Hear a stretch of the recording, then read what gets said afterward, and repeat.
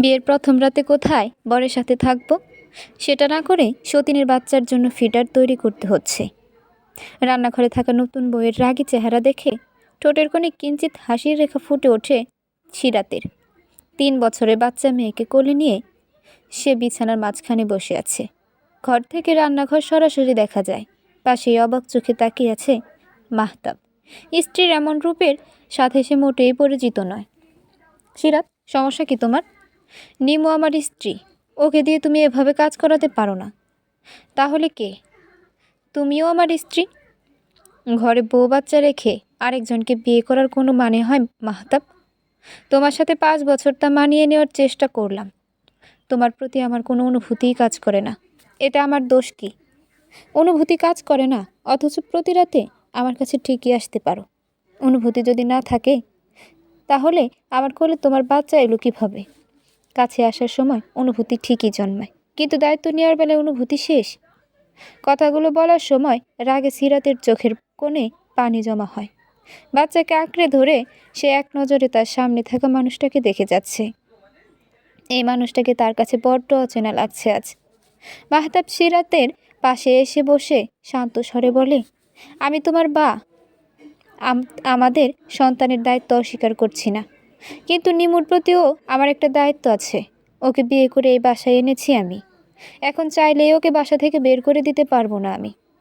ভালো তো, বের করতে হবে না, থাকুক এখানে এসে। আমি তোমার মতো মেয়ের সাথে এক বাসায় কিছুতেই থাকতে পারবো না। নিমুকে ঘরের ভেতরে প্রবেশ করতে দেখে সিরাত স্বাভাবিকভাবে বলে, তাহলে বেরিয়ে যাও, এই বাসা আমার, সামনে দাঁড়িয়ে থাকা মানুষটাও আমার। তুমি কোথা থেকে আসলে? হ্যাঁ, মাহতাব আমাকে ভালোবেসে বিয়ে করেছে। সে বিবাহিত জেনেও সম্পর্ক কেন জড়ালে তুমি? তুমি কেমন মেয়ে বলো তো? পরিবার থেকে কোনো সুশিক্ষা পাওনি, তাই না? খবরদার, আমার পরিবার তুলে কথা বলবে না তুমি। তুমি কেমন মেয়ে যে নিজের স্বামীকে ধরে রাখতে পারোনি? নিমুর চিৎকারে বিরক্তি নিয়ে চোখ বন্ধ করে নেয় সিরাত। নিমুর হাত থেকে ফিডার নিয়ে বাচ্চাকে খাইয়ে দিতে দিতে বলে, মাহতাবের কথা অনুযায়ী আমি অনেক সহজ সরল একজন। তো আমি কতটা সহজ সরল সেটা তো ওকে দেখাতে হবে। ওসব নিয়ে তুমি চিন্তা করো না, তুমি আপাতত নিজের কথা ভাবো। সিরাতের কথায় গুরুত্ব না দিয়ে নিমু মাহতাবকে প্রশ্ন করল, আজ আমাদের বিয়ে হয়েছে, এই রাতটা আমাদের জন্য বিশেষ একটা রাত। তুমি কি সারা রাত তোমার প্রথম স্ত্রীর সাথেই থাকবে? মাহতাব লম্বা একটা শ্বাস নিয়ে সিরাতকে উদ্দেশ্য করে বলে, তুমি বাচ্চাকে নিয়ে অন্য ঘরে যাও। আগামীকাল নিমুর জন্য অন্য ঘরের ব্যবস্থা করব আমি। রাত বাজে এখন 11টা বেজে 26 মিনিট। এখন যদি আমি পুলিশকে কল করি সেটা কি ভালো দেখাবে মাহতাব? সিরাত, অবাক হওয়ার কিছু নেই। তুমি হয়তো জানো না বিয়ের আগে আমি কেমন ছিলাম। আমাকে বেশি ঘাটানোর চেষ্টা করো না, ফল ভালো হবে না। এখন বের হয়ে যাও ঘর থেকে। মাহতাব আর কোনো কথা না বলে নিমুর হাত ধরে বের হয়ে যায় ঘর থেকে। অন্য ঘরে নিয়ে যায় তাকে। সিরাত ধীর পায়ে দরজার সামনে এসে দরজা লাগিয়ে দেয়। তার পা যেন আর চলতে চাইছে না। বিছানার উপর বসে 3 বছর বয়সী ছোট্ট মেয়েটাকে বুকের মাঝে আগলে নেয় সে। এতক্ষণ ধরে চেপে রাখা নোনা পানির স্রোত চোখ বেয়ে উপচে পড়ে। চোখ বন্ধ করে সে আর মনে ভাবে, বিয়ের আগে আমি এমন ছিলাম না মাহতাব। তোমার সাথে যখন আমার বিয়ে হলো তখন থেকে আমি ভালো বউ হওয়ার চেষ্টা করেছি। তোমার যেন আমাকে নিয়ে কোনো অভিযোগ না থাকে সেই চেষ্টা করে গিয়েছি প্রতিনিয়ত। লক্ষ্মী বউ হওয়ার চেষ্টা করেছি। তুমি সবসময় আমাকে বলতে ভালোবাসো। আমাকে ছাড়া নাকি তুমি আর কাউকে নিয়ে ভাবতেই পারো না। অথচ সেই তুমি আজ অন্য একজনকে বিয়ে করে সেই বাসায় এনে তুললে, যেখানে তোমার প্রথম স্ত্রী আর সন্তান উপস্থিত। অনেক চেষ্টা করেও সিরাত নিজেকে সামলাতে পারে না। কোনো মেয়েই বা সহ্য করতে পারে এমন কিছু? 5 বছরে একটা দিনও তুমি আমাকে বুঝতে দাওনি তোমার আরেকজনের প্রতি ভালোবাসা জন্মেছে। গতকাল অবধিও তুমি আমার সাথে ছিলে, ভালোবেসে নিজের বুকের মাঝে আঁকলে নিয়ে ঘুমিয়েছিলে। এক মুহূর্তের মাঝে ভালোবাসা এভাবে কিভাবে বদলায়? আমার 5 বছরের ভালোবাসা কেন এভাবে হেরে গেল মাহতাব? তোমাকে ভালোবাসার জন্য কোনো কমতি তো আমি রাখিনি। আনমনে কথাগুলো ভাবার সময় সিরাতের মনে পড়ে ঘন্টা 2 আগের কথা, যখন সদর দরজা খুলে মাহতাবের সাথে নিমুকে দেখেছিল। কলিং বেলের আওয়াজে সদর দরজা খুলে দেয় সিরাত। হাসি মুখে দরজা খুলে মাহতাবের পাশে বিয়ের সাজে সজ্জিত এক নারীকে দেখে নিমিষেই তার মুখের হাসি মিলিয়ে যায়। অবাক চোখে প্রশ্ন করে সে। এসব কি মাহতাব? মাহতাব নির্লিপ্ত কণ্ঠে জবাব দেয়, আমি নিমুকে বিয়ে করেছি। আজ থেকে সে আমার সাথে এই বাসায় থাকবে। কথাটা শুনে 2 পা পিছিয়ে যায় সে। কাপা কণ্ঠস্বরে সামনে থাকা মানুষটার দিকে প্রশ্ন ছুড়ে দেয়, কেন করলে এমন? তোমার মতো এত সরল একজনকে আমার স্ত্রী হিসেবে আমার পাশে মানায় না সিরাত। বিয়ের 5 বছর পরও তুমি একই রকম আছো। আমি বিরক্ত হয়ে গিয়েছি তোমার উপর, তাই আমি নিমুকে বিয়ে করেছি। আমি ওকে ভালোবাসি। তোমার যদি নিমুর সাথে থাকতে সমস্যা হয় তাহলে তুমি চলে যেতে পারো। মাহতাবের কথাগুলো যেন কাঁটার মতো বিঁধে যায় সিরাতের শরীরে। 5 বছরের সংসারে নিজের সবটুকু দেওয়ার পরও সে তার স্বামীর মন পায়নি ভেবেই অবাক হয় সে। আজ তার গলা দিয়ে আওয়াজ বের হচ্ছে না, কান্নাগুলো সব দলা পাকিয়ে যাচ্ছে গলার মাঝে। তবুও সে জিজ্ঞেস করে, এই 5 বছরে আমার প্রতি কি তোমার একটুও ভালোবাসা জন্মায়নি মাহতাব? মাহতাব খানিকক্ষণ চুপ থেকে বলে, হয়তো ভালোবাসি, কিন্তু আমি নিমুকে ছাড়তে পারবো না। ঘরে আমাদের 3 বছরের একটা মেয়ে ঘুমাচ্ছে। সে ঘুম থেকে উঠে যখন জিজ্ঞেস করবে, এই মেয়ে কে, তখন কি জবাব দেবে তুমি? এই প্রশ্নের কোনো জবাব মাহতাব দিতে পারে না। আদৌ কি এই প্রশ্নের কোনো উত্তর আছে তার কাছে? কি হলো? আমার প্রশ্নের উত্তর দাও। আমি এত কিছু জানি না। এই মুহূর্তে আমি তোমার সাথে আর কোনো কথা বলতে চাই না। কথাটা বলে মাহতাব নিমুকে নিয়ে বাসার ভেতরে ঢুকলে সিরাত বেশ শক্ত কণ্ঠে বলে, দাঁড়াও মাহতাব, তোমরা তো এভাবে ভেতরে যেতে পারবে না। মানে এই মুহূর্তে যদি আমি পুলিশকে কল করে জানাই যে আমার স্বামী আমার উপর অত্যাচার করে, এমনকি আমাকে বাসায় রেখে অন্য নারীদের সাথে সম্পর্ক রেখে দিনের পর দিন আমাকে ঠকিয়েছে, আজ সে অন্য একজনকে বিয়ে করে এনেছে, এরপর যদি বাসায় পুলিশ আসে সেটা কি ভালো হবে? এসব কি বলছো তুমি? পাগল হয়ে গিয়েছো? এমন কিছু হোক সেটা যদি তুমি না চাও তাহলে আমি যা বলবো সেটাই করবে তুমি। এর মধ্যে বাচ্চার কান্নার আওয়াজ পেয়ে ঘরে ছুটে যায় সিরাত। মেয়েকে কোলে নিয়ে মাহতাবের উদ্দেশ্যে বলে, তোমার নতুন বউকে বলো বাচ্চার জন্য ফিডার তৈরি করে আনতে। অসম্ভব, আমি পারবো না। নিমুর কথায় সিরাত সরু চোখে মাহতাবের দিকে তাকিয়ে বলে, কল করব পুলিশকে? না থাক, আমি বলছি ওকে। মাহতাবের মুখে ভয়ের ছাপ দেখে মুচকি হাসে সিরাত। নিমু, দয়া করে আর কথা বাড়িও না, আমি সব কিছু সামলে নেব। আপাতত তুমি রান্নাঘরে গিয়ে বাচ্চার জন্য ফিডার তৈরি করে আনো। মাহতাব, ঝামেলা করো না নিমু। এই মুহূর্তে কোনো ঝামেলা না চাইলে যা বলছি সেটা করো। এক রাশ রাগ নিয়ে নিমু ঘর থেকে বের হয়ে যায়। কি ব্যাপার সিরাত, সকাল 10টা বাজতে চললো, তুমি এখনো কিছু রান্না করলে না কেন? মাহতাবের কথা শুনে লম্বা হাই তুলে বিছানার উপর বসে সিরাত উত্তর দেয়, আজকে আমার শরীরটা কেমন যেন করছে, বিছানা থেকে উঠতেই ইচ্ছা করছে না। তার উপর আমাদের মেয়ে নাবিহা আমাকে একদমই ছাড়তে চাইছে না আজ। তাহলে আমরা কি না খেয়ে থাকবো? তা কেন, তুমি তোমার নতুন বউকে বলো আজকে রান্নাটা করে ফেলতে। সিরাতের কথা শেষ হতেই নিমু খানিকটা চেঁচিয়ে বলে, আমি রান্না করতে পারবো না। আমার বাবার বাড়িতে আমি নিজের হাতে খাবার বেড়ে নিয়েও খাইনি কখনো। স্বামীর ঘর করতে এসেছ আর এখন এসব বলছো? আমিও বাবার বাড়ি সবার কাছে ভীষণ আদরে ছিলাম। নিজের সংসারে এসে সবাইকে মানিয়ে নিয়ে কাজ করতে হয়। বিয়ে সম্পর্কে বিন্দুমাত্র জ্ঞান না রেখে বিয়ে করে ফেললে। এই চুপ করো তো তুমি, তোমার থেকে কোনো পরামর্শ চাইনি আমি।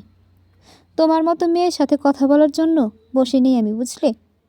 এই তোমার মতো মেয়ে মানে কি? হ্যাঁ, বিবাহিত পুরুষের সাথে সম্পর্ক করা মেয়েদের কি বলে জানো না? সিরাত, চুপ করো। কেন সকাল সকাল ঝগড়া করছো তুমি? মাহতাবের এমন কথায় সিরাতের চোখে মুখে ফুটে ওঠে বিরক্তির ছাপ। ঝগড়া আমি আগে শুরু করিনি মাহতাব, তাই ভুলেও আমাকে কিছু বলবে না তুমি। আচ্ছা, ভুল হয়েছে আমার, এখন কথা না বাড়িয়ে রান্নাঘরে যাও, আমরা দুজন খেয়ে বের হব। 1 মিনিট, আমাকে কি তোমার নতুন বইয়ের কাজের লোক মনে হয়? আমি রান্না করব আর তা সে খেয়ে পটের বিবি সেজে ঘুরবে। শক্ত মন্দ না? তুমি কি চাচ্ছ বলো তো? নাবিহা এখন ঘুমাচ্ছে, একটু আগেই ঘুমিয়েছে আমার মেয়েটা, ওকে রেখে আমি এখন কোথাও যাব না। আগে তো নাবিহাকে ঘুমিয়ে রেখেই সব কাজ করতে, তখন আমাদের বাসায় আর কেউ ছিল না, কিন্তু এখন তো আছে। শুনে রাখো, আমি তোমার ওই উটকো ঝামেলার কোনো কাজ করতে পারবো না। সিরাত, একদম চিৎকার করবে না, এখন আশেপাশের কেউ তোমার খবরটা জানে না। তুমি চাইলে আমি নিজ দায়িত্বে সোসাইটির সবাইকে খবরটা জানাতে পারি। জানাবো? তুমি কি আমাকে ভয় দেখাচ্ছ? একদমই না। তুমি যা করেছো তাতে ভয় দেখানোর কিছু নেই। আর তুমি কি ছোট বাচ্চা যে আমি ভয় দেখাবো? আর তুমি ভয়ে কাঁপবে? তুমি নিজেও জানো না যে তুমি কি অন্যায় করেছ। তাই বলেছি আমাকে বেশি রাগিও না। এর ফল ভালো হবে না। ধুর, তোমার সাথে কথা বলাই বেকার। নিমো, আজকে রান্নাটা তুমি করে নাও। এসব কি বলছো মাহতাব? রান্না আর আমি আগে কখনো রান্না করিনি। নিমোর কথায় মাহতাব চোখ বন্ধ করে কয়েকবার শ্বাস ছেড়ে তাকে পাশে নিয়ে গিয়ে বলল, এখন বেশি ঝামেলা করো না। পরিস্থিতি হাতের বাইরে চলে গেলে আমি আর সামলাতে পারবো না। মাহতাব, তুমি কি ভয় পাচ্ছ? তোমার যদি এতটা সমস্যা থাকে তাহলে আমাকে বিয়ে করলে কেন? তবে কি তুমি আমাকে ভালোবেসে বিয়ে করনি, বাধ্য হয়ে বিয়ে করেছো? বিষয়টা এমন নয় নিমু। আমি ভেবেছিলাম সিরাত তেমন ঝামেলা করবে না, করলে ওকে সামলে নিতে পারবো আমি। কিন্তু সিরাত এখন যা করেছে সেটা আমার কল্পনার বাইরে ছিল। তুমি আমাকে বলেছিলে তোমার প্রথম স্ত্রী অনেক শান্ত, ভদ্র, সহজে তর্ক করে না, তোমার সব কথা মেনে চলে। কিন্তু আমি তো সব বিপরীত দেখছি। সিরাতের এমন রূপ দেখে আমিও অবাক হয়েছি। ও এতদিন এমন ছিল না, অথচ আমাকে দেখে এমন হয়ে গেল, তাই না? এভাবে চললে ওই মেয়ের সাথে এই বাসায় একসাথে থাকতে আমি পারবো না। এখন মেজাজ খারাপ করে কোনো লাভ নেই। আমার একটা কাজ আছে, আমি বাইরে যাচ্ছি। বিকালে ফিরে আমরা এসব নিয়ে আলোচনা করব। এই সময়টুকু তুমি ওর সাথে কোনো ঝামেলা করো না, এটা আমার অনুরোধ। আর সিরাত যদি কিছু বলে তাহলে সেটা চুপচাপ মেনে নেবে, কারণ এই মেয়ে এখন যা আচরণ করছে তাতে আমাদের সাথে যা কিছু করে ফেলতে পারে। তার মানে আমি ওর সব কথা মেনে চলবো, তাই তো? তুমি কি আমাকে তোমার স্ত্রী আর মেয়ের দেখভাল করার জন্য বিয়ে করেছো? না, আপাতত যা বলছি সেটা করো। বিকালে বাসায় এসে আমি নিজেই সিরাতের সাথে কথা বলবো, তুমি চিন্তা করো না। নিমু রাগ নিয়ে ঘর থেকে বের হয়ে যায়। মাহতাব সিরাতের কাছে গিয়ে এগিয়ে এসে মেয়ের পাশে বসে কপালে চুমু দেয়। অতঃপর সিরাতের উদ্দেশ্যে বলে, আমি একটা কাজে বাইরে যাচ্ছি। জানি তুমি আমার উপর অনেক রেগে আছো, কিন্তু এই মুহূর্তে নিমুর সাথে আর কোনো ঝামেলা করো না সিরাত। আমি বাসায় ফিরে একটা সিদ্ধান্ত নেব, ততক্ষণ পর্যন্ত একটু চুপচাপ থাকো। সিরাত শান্ত স্বরে বলে, কী সিদ্ধান্ত নেবে তুমি? আমাকে ডিভোর্স দেওয়ার সিদ্ধান্ত? মাহতাব কিছু না বলে এক পলক সিরাতের দিকে তাকিয়ে চুপচাপ ঘর থেকে বেরিয়ে যায়। সিরাত দরজার পানে চেয়ে মুচকি হাসে। চোখের কোণে পানি জমলেও এবার সে আটকে নেয় সেই পানি। চোখের কোণ বেয়ে গড়িয়ে পড়তে দেয় না। 5 বছর তোমার সাথে সংসার করেছি আমি। 5টি বছর নিজের পুরনো রূপ ভুলে শুধুমাত্র তোমার জন্য নতুন রূপে নিজেকে সাজিয়েছি আমি। চারপাশে এত এত বিবাহ বিচ্ছেদ দেখে আমি ভয় পেয়েছিলাম, তাই তোমার মনের মতো হওয়ার চেষ্টা করেছি সব সময়। কিন্তু ছেলেদের তো একজনই বেশি দিন মন টেকে না। সমস্যা নেই মাহতাব, তুমি যে সিরাতকে সহজ সরল বলে অবজ্ঞা করেছ, এবার সেই সিরাতের আসল রূপ দেখবে। আমি এমন একজন হব যাকে দেখে এই সমাজের অনেক মেয়ে নিজেদের পাল্টানোর উৎসাহ পাবে। তুমি ভুল জায়গায় ভুল সিদ্ধান্ত নিয়ে ফেলেছো মাহতাব। ঘরের মাঝে পায়চারি করছে নিমু। রাগে তার শরীর জ্বলে যাচ্ছে। 2 হাত মুষ্টিবদ্ধ করে পাশের টেবিলে শব্দ করে সে নিজের রাগ নিয়ন্ত্রণের চেষ্টা করেও ব্যর্থ হয়। আমি এমনি এমনি মাহতাবকে বিয়ে করিনি। সিরাত, তুমি ভাবছো তো যে আমার উপর হম্বিতম্বি করবে? তাহলে ভুল ভাবছো তুমি। আমি অবিবাহিত হওয়া সত্ত্বেও মাহতাবকে বিয়ে করেছি। তার পিছনে অবশ্যই কারণ আছে। যদিও ভেবেছিলাম তুমি তেমন কোনো ঝামেলা করবে না, কিন্তু একবার যখন ঝামেলা করে ফেলেছ তখন তোমাকে তো আমি ছেড়ে দেব না। আপন মনে কথা বলে নিজের ফোনটা হাতে নেয় সে। একটা নাম্বারে কল দিয়ে অপেক্ষা করে অপর পাশের ব্যক্তির হ্যালোর আশায়। হ্যালো। কাঙ্ক্ষিত মানুষের কণ্ঠ শুনে নিমু বলে ওঠে, কেমন আছিস? ভালো থাকি কিভাবে বল? তুই আমাদের কাউকে কিছু না বলে বিয়ে করে ফেললি, একবার জানাবি তো নাকি? রাগ করিস না তুলি, আমি আসলে কাউকে জানানোরই সময় পাইনি। হঠাৎ করেই আমি আর মাহতাব বিয়ের সিদ্ধান্ত নিয়েছি, তাই তেমন কাউকে জানানো হয়নি। মাহতাব ভাইয়া না বিবাহিত? তাহলে তোরা এত জলদি বিয়ে করলি কেন? আমার একা থাকতে সমস্যা হচ্ছিল, একটা আশ্রয়স্থলের প্রয়োজন ছিল আমার, তাই এই মুহূর্তে ওকে বিয়ে করা ছাড়া আমার কাছে আর কোনো উপায় ছিল না। আচ্ছা তারপর বল, হঠাৎ আমাকে কল দিলি যে? আমি তোর সাথে দেখা করতে চাই তুলি। বিশেষ কোনো প্রয়োজন? দেখা করে সব সব বলবো। তুই আগামীকাল ব্যস্ত থাকবি? না, তেমন কোনো কাজ নেই আগামীকাল।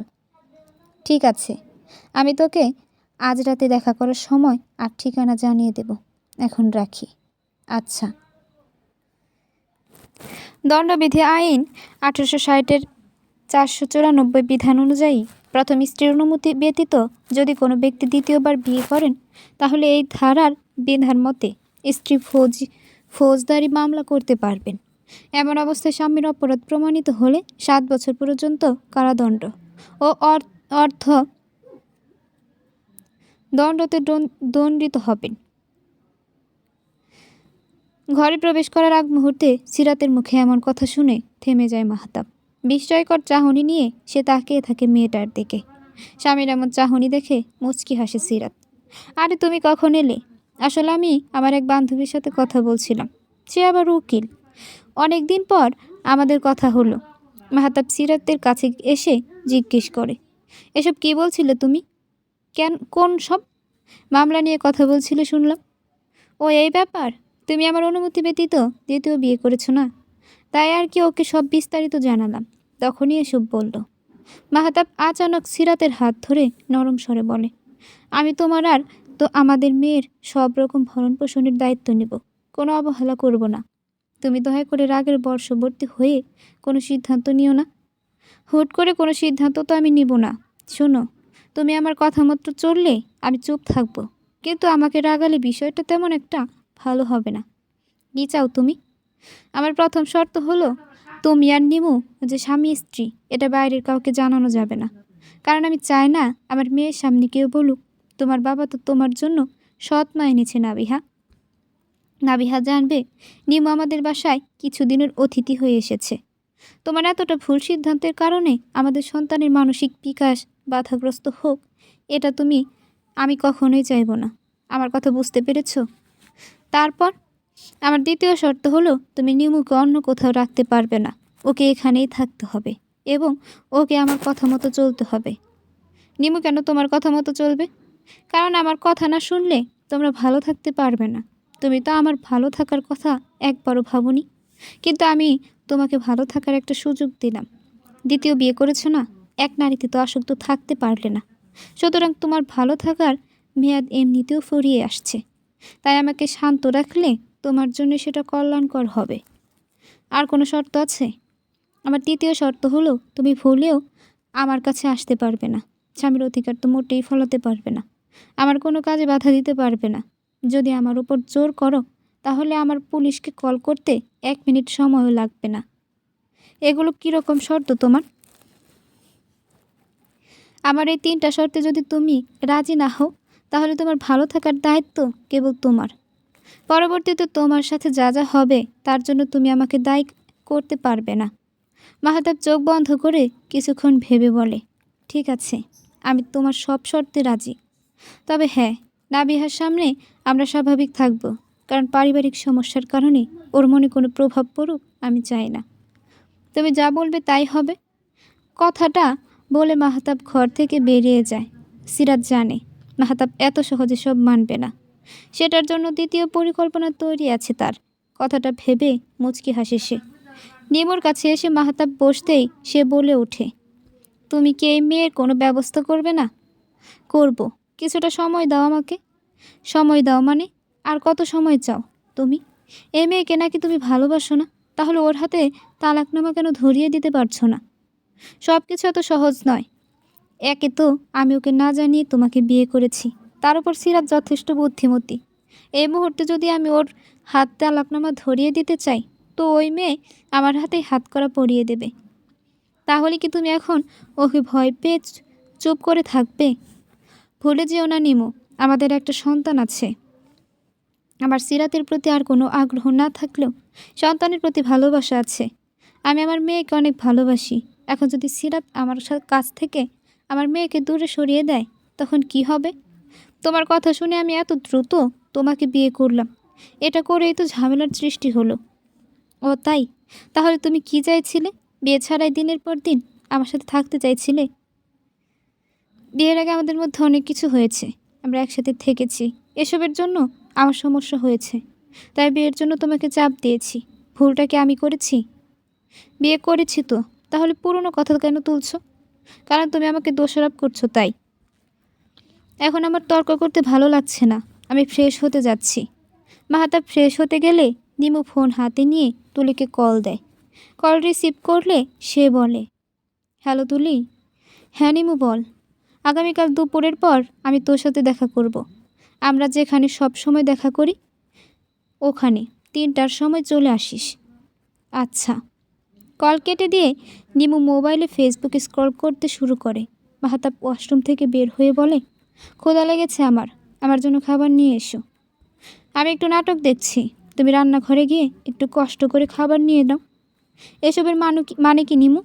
আমার খাবার আগে নাকি তোমার এই নাটক দেখা আগে? আরে বাবা, তুমি এত রেগে যাচ্ছ কেন? নিজের খাবারটুকু নিজে নিয়ে খেলে কি মহাভারত অশুদ্ধ হয়ে যাবে? স্ত্রীর এমন ব্যবহারে বেশ অবাক হয় মাহতাব। বিয়ের আগে প্রায় সময় নিমু মাহতাবের জন্য রান্না করত। মাহতাব গেলে নিজে হাতে সব কিছু নিয়ে এসে খাইয়ে দিত। আর আজ সেই মেয়ে তার খাওয়ার গুরুত্ব দিচ্ছে না। এসব ভেবে ভেতর থেকে একটা দীর্ঘশ্বাস বেরিয়ে আসে তার। রান্নাঘরে গিয়ে নিজের খাবার নিয়ে চেয়ারে বসে খেয়ে নেয় মাহতাব। খাওয়ার সময় তার মনে পড়ে আগে সে খাওয়ার সময় সিরাত পাশে বসে থাকতো। তার কখন কী লাগবে সব দিকে নজর ছিল মেয়েটার।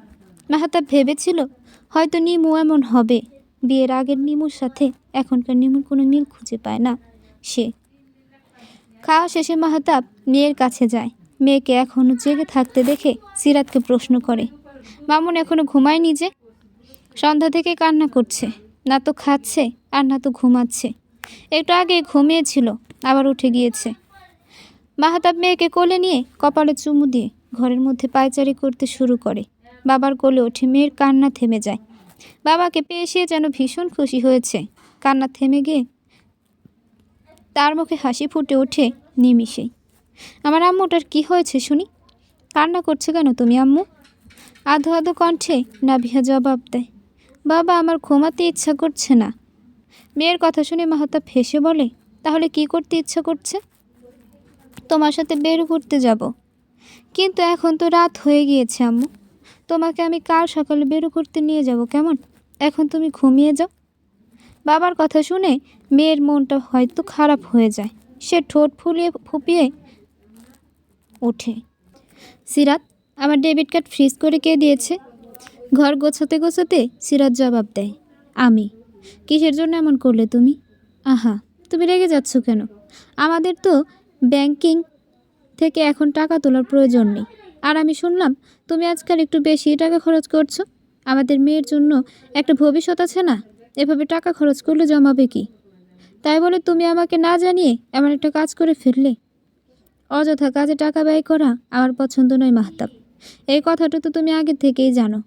যাই হোক, কার্ড যেহেতু আমরা দুজনই ব্যবহার করতে পারি এবং তুমি আমার নামে ওই ব্যাংক অ্যাকাউন্ট খুলেছিলে আমাদের বিয়ের পর, তাই আমি চাই টাকাগুলো আমাদের মেয়ের কাজে লাগুক। প্রতি মাসে তোমার হাতে যে টাকা আসে সেখান থেকে কিছু টাকা ব্যাংকে রেখে বাকি টাকা তো তুমিই খরচ করো।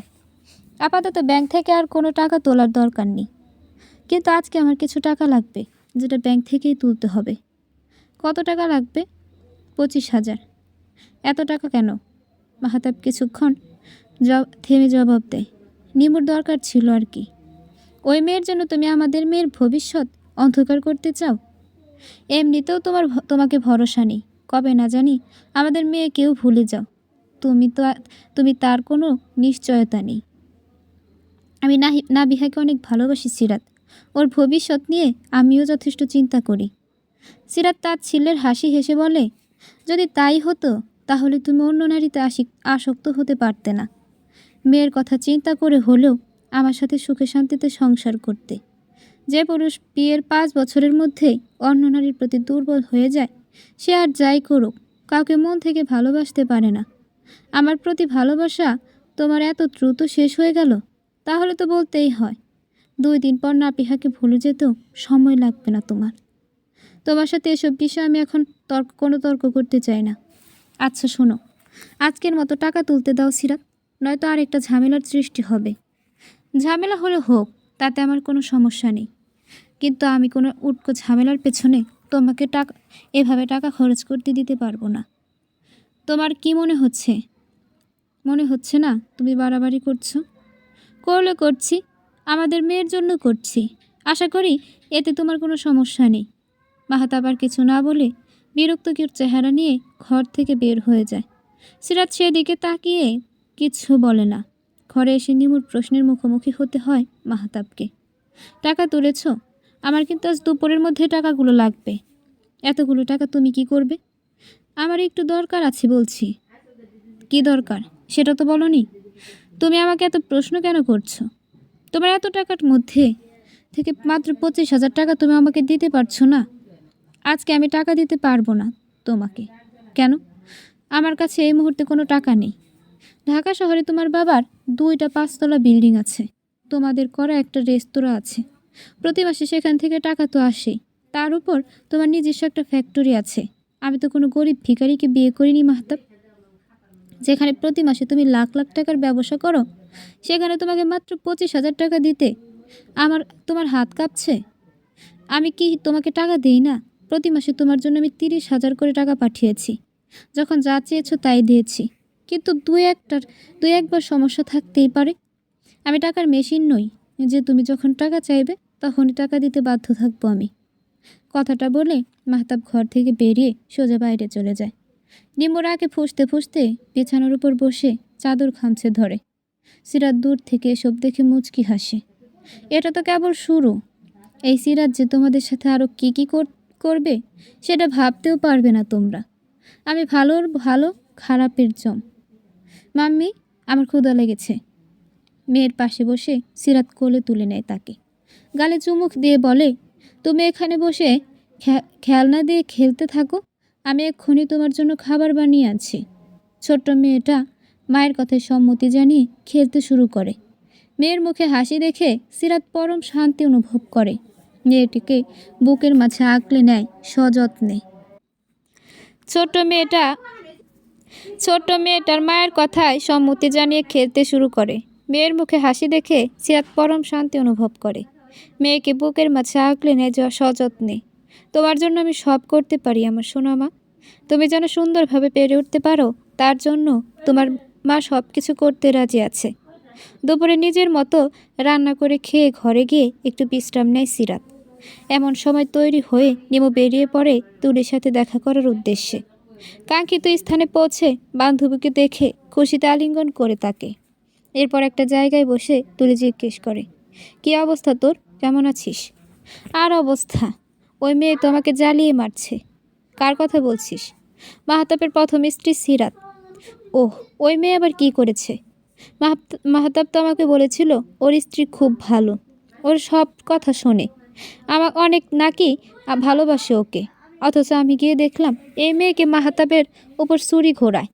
শুধু হুকুম আর হুকুম। আরে ছাড় তো ওই মেয়ের কথা। তুই যে কারণে মাহতাব ভাইয়াকে বিয়ে করেছিস সেদিকে মনোযোগ দে। আর টাকা এনেছিস? কিভাবে আনবো? মাহতাব আমাকে টাকা দেয়নি। টাকা দেয়নি মানে? আমাদের তো টাকার প্রয়োজন ভাই। জানি আমি। এই প্রথম মাহতাব আমাকে একটা টাকাও দিল না। আচ্ছা, বাবা মা কেমন আছে? তারা তো ভালো আছে, কিন্তু তোর ভাই টাকার জন্য পাগল হয়ে যাচ্ছে। আমি চেষ্টা করব আগামী সপ্তাহে টাকা পাঠানোর। আমাকে কিছুদিন সময় দে। আমার তো কিছু না ভাই। তোকে তো গতকাল রাতেই কল করে সব বললাম। তোর ভাইয়ের চাহিদা দিন দিন বেড়েই চলেছে। অনেক রাত প্রায় 11টার দিকে কল করে বলল, আপুকে বলো আমার জন্য তাড়াতাড়ি টাকা পাঠাতে। তোকে নাকি কল করেছিল? হ্যাঁ, গতকাল আমাকে কল করেছিল। আমি রেগেছিলাম ওই সময়, তাই বলেছিলাম টাকা দিতে পারবো না। আচ্ছা, এসব বাদ দে। তোর কি রাফির সাথে কথা হয়? রাফির কথা শুনে নিমুর মুখ শুকিয়ে যায়। শান্ত কণ্ঠে বলে, যোগাযোগ করতে চেয়েছিল, আমি ইচ্ছা করে যোগাযোগ করিনি। তুই তুই ওর সাথে যা করেছিস, আমার তো মনে হয় না যে রাফি তোকে এত সহজে ছেড়ে দেবে। যা করার করুক, আমি ওকে ভয় পাই না। আচ্ছা শোন, আমাকে এখন যেতে হবে। আমি পরে তোর সাথে কথা বলবো, ঠিক আছে? আমি কল করব তোকে। দেখা করার প্রয়োজন হলে তারিখ আর সময় জানিয়ে দেব। সাবধানে যা তুই, ভালো থাকিস। নিমু হাসি মুখে বান্ধবীকে বিদায় জানিয়ে বাসায় যাওয়ার উদ্দেশ্যে গাড়িতে ওঠে। রাফির নামটা শোনার পর থেকেই তার বুক কাঁপছে। সে কোনোভাবেই তার অতীত মনে করতে চায় না। তবুও কেন যেন বারংবার তার অতীত কোনো না কোনোভাবে তার সামনে চলে আসে। গালে হাত দিয়ে রক্তচক্ষু নিয়ে সিরাতের দিকে তাকিয়ে আছে মাহতাব। সিরাত হেসে চোখের ইশারায় বোঝায়, খুব লেগেছে তাই না?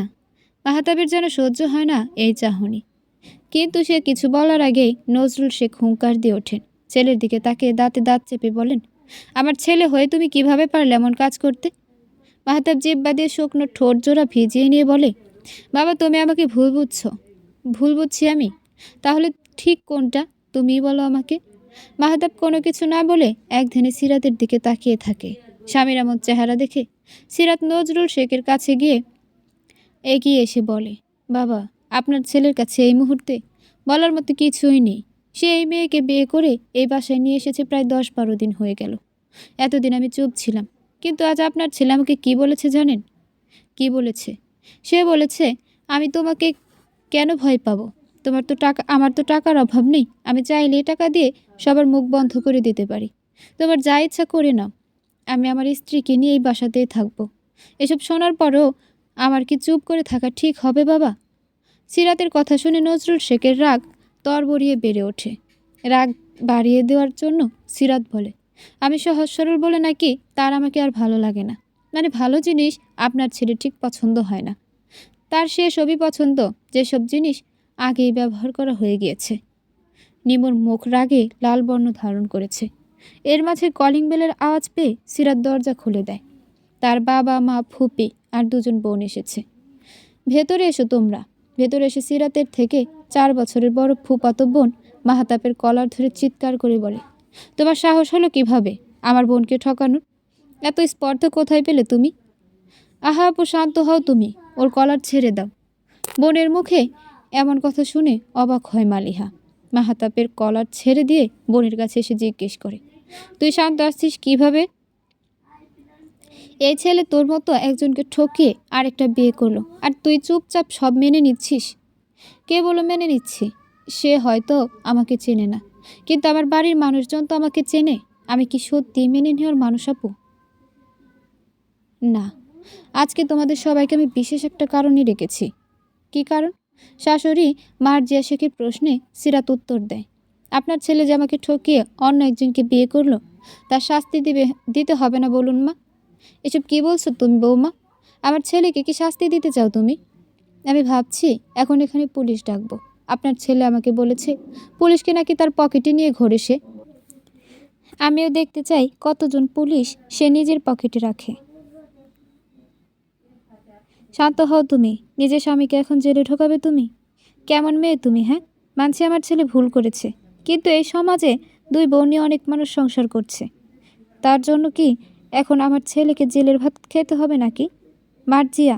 স্বামীর চোখ রাঙানো দেখে চুপ হয়ে যায় মার্জিয়া শেখ, কিন্তু সিরাত চুপ করে থাকে না।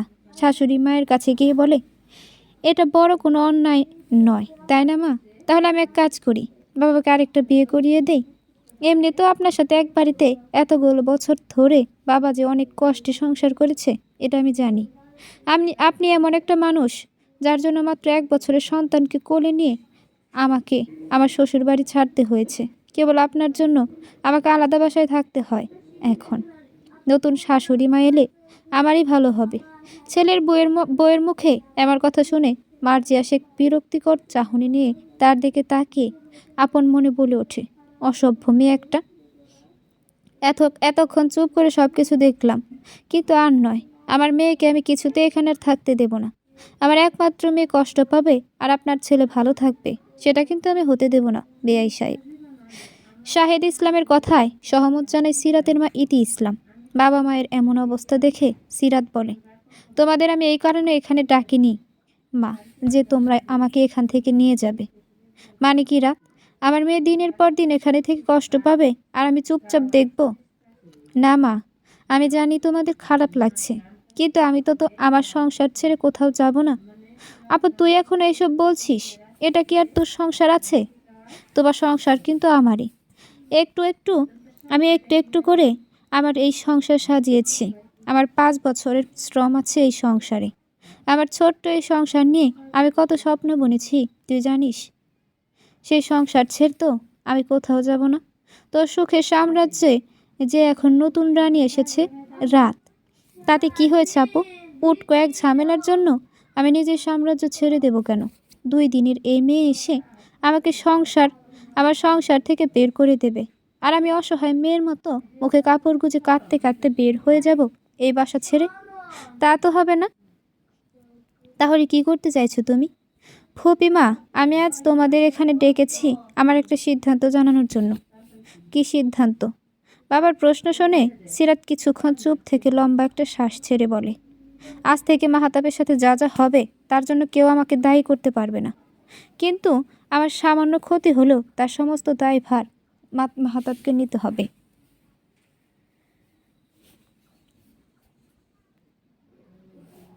নিতে হবে না নিতে হবে। মাহাতাবের নিমুকে ডিভোর্স দিতে হবে না। কিন্তু সে ভুল করে আমাকে ডিভোর্স দেওয়ার কথা ভাবতে পারবে না।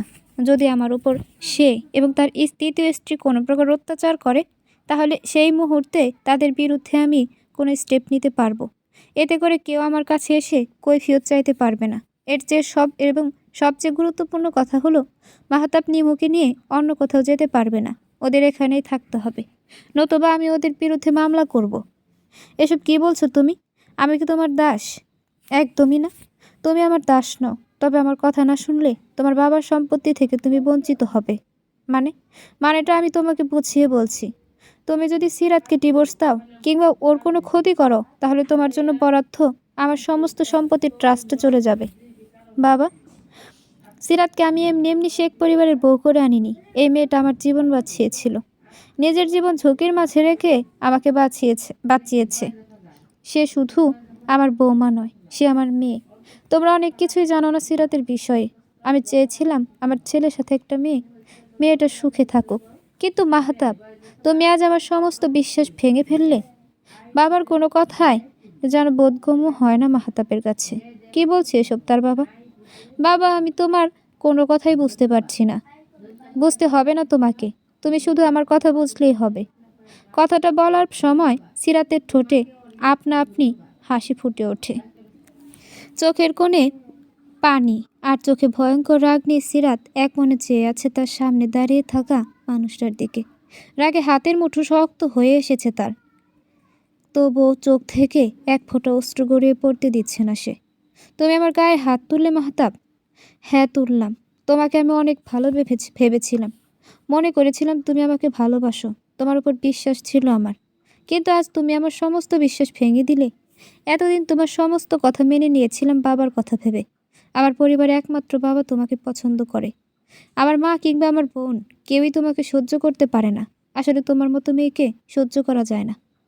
ও তাই? আচ্ছা, তুমি কি ভেবেছিলে বলো তো?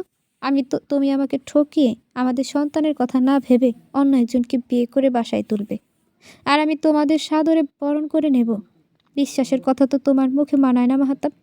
যে পুরুষ ঘরে বউ রেখে বাইরে অন্য নারীদের সাথে মুহূর্ত কাটায়, সে আর যাই হোক বিশ্বাসযোগ্য হতে পারে না। সে নিজেই বিশ্বাসের মর্যাদা রাখতে জানে না। সে কোন মুখে বিশ্বাসের কথা বলে? হ্যাঁ?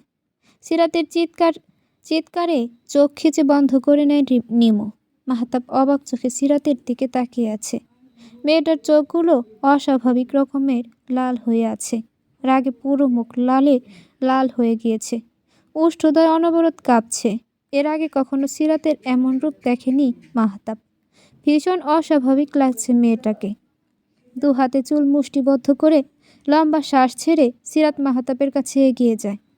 মিস্টার শাহরিয়ার, মাহতাব, এতদিন আপনি আমার শান্তশিষ্ট রূপ দেখেছেন অতি সাধারণ একজন মেয়ের তার স্বামীর প্রতি অগাধ ভালোবাসা।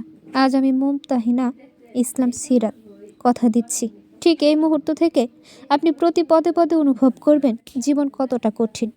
আমি যদি আপনার জীবন নরক বানিয়ে না ছেড়েছি, তো আমি চলে যাব। হ্যাঁ, আপনার জীবন থেকে আমি বহু দূরে সরে যাব, যদি আপনার ভালো থাকা আমি কেড়ে নিতে না পারি। আর এক মুহূর্ত দাঁড়ায় না সিরাত। চোখের পানি মুছে ঘরে চলে যায়। বিছানার উপর নাভিহা ঘুমিয়ে আছে। ঘণ্টাখানেক আগেই ঘুমিয়েছে। এখন তার ওঠার সময় হয়ে গিয়েছে। মেয়ের পাশে বসে চুলে হাত বুলিয়ে দেয় সিরাত। তার ডান গালে এখনো কিঞ্চিত ব্যথা করছে। বেশ খানিকটা জায়গা জুড়ে লাল হয়ে আছে গালের এক পাশে। মাম্মা! সিরাতের ডাকে মেয়ের ডাকে সিরাত ঠোঁটের কোণে হাসি ফুটিয়ে বলে, আমার লক্ষ্মী মেয়েটার ঘুম হয়েছে? নাবিহা এপাশ ওপাশ গড়াগড়ি খেয়ে বলে, ক্ষুধা লেগেছে তোমার আম্মু? হ্যাঁ মাম্মা। কথাটা বলার সময় নাভিবার ঠোঁট উল্টিয়ে ফেলে। ক্ষুধা লাগলে সে বরাবরই এমন করে। মেয়ের এমন চেহারা দেখে সিরাত তাকে কোলে তুলে নিয়ে গালে চুমু খেয়ে বলে, আমার মেয়েটা অনেক সুন্দর, মাশাআল্লাহ। তুমি আমার অনেক লক্ষ্মী মেয়ে আম্মু। নাম্মা, আমি বের করতে যাব। এখন তো সন্ধ্যা হয়ে গিয়েছে, আমি আগামীকাল তোমাকে নিয়ে বের হব। না মামু, না, আমি নানুমণির কাছে যাব। আজই তো এসেছিল সবাই। আচ্ছা, আমরা কয়েকদিন পর গিয়ে সবার সাথে দেখা করে আসব, ঠিক আছে? ওকে মাম্মা, তুমি এখন এখানে চুপটি করে বসে খেলা করো। আমি কয়েক মিনিটের মধ্যে তোমার জন্য খাবার বানিয়ে আনছি। মেয়েকে রেখে সিরাত রান্নাঘরে চলে যায়। মেয়ে আর নিজের জন্য খাবার বানানোর সময় রান্নাঘরে নিমুর আগমন ঘটে। নিমুকে দেখেও সে না করার ভান করে নিজের মতো কাজ করতে থাকে। আজ তো কেবল একটা থাপ্পড় খেয়েছো, এরপর আমার সাথে লাগতে আসলে ফল ভালো হবে না, মনে রেখো। নিমুর কথাটা যেন একদমই পছন্দ হয় না সিরাতের, কিন্তু মুখে কিছু না বলে সে আপন মনে কাজ করে। কড়াইয়ের তেল দিয়ে তার মধ্যে ইচ্ছে করে দূর থেকে সবজি ছেড়ে দেয়। পাশেই ছিল নিমু। গরম তেল ছিটকে গিয়ে পড়ে নিমুর শরীরে। আচমকা এমন কিছুর জন্য হয়তো প্রস্তুত ছিল না সে, সাথে সাথে চিৎকার করে ওঠে। সিরাত নিমুর কাছে দাঁড়িয়ে কানের পাশে মুখ নিয়ে ফিস ফিস আওয়াজে বলে, জ্ঞানী ব্যক্তি কখনো নির্বোধের সাথে তর্কে জড়ায় না। সে নিজের কাজ দিয়ে নিজের যোগ্যতা এবং ক্ষমতা প্রমাণ করে। কথায় নয়, কাজে বিশ্বাসী আমি। অযথা আমার সাথে লাগতে গেলে ফল কেমন হবে সেটা আশা করি বুঝতে পেরেছ। খাবার বেড়ে নিয়ে ফ্রিজের থেকে এক বোতল পানি বের করে ঘরে চলে যায় সিরাত। নিমুর হাতের এক পাশে বেশ ভালো গরম তেল ছিটকে এসেছে। ফলস্বরূপ প্রচণ্ড জ্বালা পড়া শুরু হয়েছে সেই স্থানে। বেসিনে পানি ছেড়ে দিয়ে সেখানে হাত রেখে রাগে ফুঁসতে থাকে নিমু। তোমাকে আমি ছাড়বো না সিরাত। আমি তুমি জানো না আমি কে, তুমি কার জীবন নষ্ট করবে সেটা নিয়ে আমার কোনো মাথা ব্যথা নেই। তবে তোমার জীবনের ভালো সময়গুলো খুব দ্রুত শেষ হতে চলেছে। ঘরে এসে বাচ্চাকে খাইয়ে দিয়ে সিরাত নিজেও খেয়ে নেয়। এরপর রান্নাঘরে গিয়ে সব কিছু ধুয়ে পরিষ্কার করে আবার ঘরে চলে আসে। নাবিহার সাথে বেশ কিছুক্ষণ খেলে তাকে বিছানার উপর রেখেই আয়নার সামনে এসে দাঁড়ায়। নিজেকে খুব ভালোভাবে পর্যবেক্ষণ করে সে। মুখে হাত দিয়ে লক্ষ্য করে মুখটা কেমন মলিন হয়ে আছে। অনেক দিন হলো নিজের যত্ন নেওয়া হয় না তার। কোমর ছাড়িয়ে যাওয়া চুলগুলো কেমন নিষ্প্রাণ হয়ে আছে। চোখের নিচে কালো আস্তরণ পড়েছে। ঠোঁটগুলো কালচে রং ধারণ করেছে। নিজেকে দেখে ভেতর থেকে কেবল দীর্ঘশ্বাস বেরিয়ে আসে সিরাতের। কত শতদিন পেরিয়ে গেল, নিজের যত্ন নেওয়া হয় না আমার। আগের আমি নিয়ম করে 2 বেলা নিজের যত্ন নিতাম, অথচ এখন নিজের দিকে তাকানোর সময় হয় না আমার। মা হওয়ার পরেও এতটা উদাসীন ছিলাম না যতটা এই কয়েকদিনে হয়ে গিয়েছি। না, এবার আমার নিজেকে নিয়ে ভাবতে হবে। আমার মেয়েটাকে নিয়ে ভাবার সাথে সাথে নিজের ভালো মন্দের কথাও ভাবতে হবে আমাকে। ওয়াশরুমে গিয়ে মুখ ভালোভাবে ক্লিনজার দিয়ে ধুয়ে একটা ক্লে মাস্ক লাগিয়ে নেয় সিরাত। মিনিট 20 সেটা রেখে ধুয়ে ফেলে। অতঃপর ঘরে এসে ড্রেসিং টেবিলের সামনে বসে মুখে হাতে পায়ে ক্রিম লাগিয়ে নেয়। ঠোঁটে একটা স্লিপিং মাস্ক লাগিয়ে চুলে হাত দিয়ে দেয় সে। চিরুনি দিয়ে ভালোভাবে চুল আঁচড়িয়ে বেনুনি গাঁথে চুলে। এখন থেকে এভাবে একটু একটু করে নিজের যত্ন নিতে হবে। অন্য সবার কথা ভাবার আগে এখন থেকে আমি নিজেকে নিয়ে ভাবতে চাই। হ্যাঁ, আজ থেকে সিরাত সবার আগে নিজের কথা ভাববে, নিজের মেয়ের কথা ভাববে। বাকি সব কিছু চুলোয় যাক। ড্রেসিং টেবিলের সামনে থেকে উঠে একটা আচারের বয়াম নিয়ে মেয়ের পাশে বসে আচার খেতে শুরু করে সিরাত। হঠাৎ ডাইনিং টেবিলের পাশ থেকে চিৎকার শুনে সিরাত বোঝার চেষ্টা করে বাইরে হয়েছে কি। এসব কি রান্না করেছো তুমি? লবণ আর মরিচের মাঝে মাছ ডুবিয়ে রেখেছ? কোনো মানুষ এটা খেতে পারবে? আজকাল মন কোথায় থাকে তোমার? ঝালে জীবন বেরিয়ে যাচ্ছে আমার। রাগে চিৎকার করে কথাগুলো বলে ওঠে মাহতাব। ঘর থেকে সিরাত স্পষ্ট শুনতে পায় কথাগুলো। আমি তো ঠিকভাবে রান্না করেছি, তুমি এমন করেছো কেন? নিজে খেয়ে দেখো কেমন রান্না করেছো তুমি। নিমু চামচের মধ্যে একটু মাছের ঝোল নিয়ে মুখে দিতে ইয়াক করে ফেলে দেয় সব। মুখে হাত দিয়ে বেসিনের সামনে গিয়ে দাঁড়ায়। তরকারিতে মারাত্মক লবণ আর মরিচের স্বাদ ছাড়া কিছুই পাওয়া যাচ্ছে না। সিরাত এসব শুনে আমের আচার চিবোতে চিবোতে গুনগুনিয়ে গায়, আমার এই বাজে স্বভাব কোনো দিন যাবে না।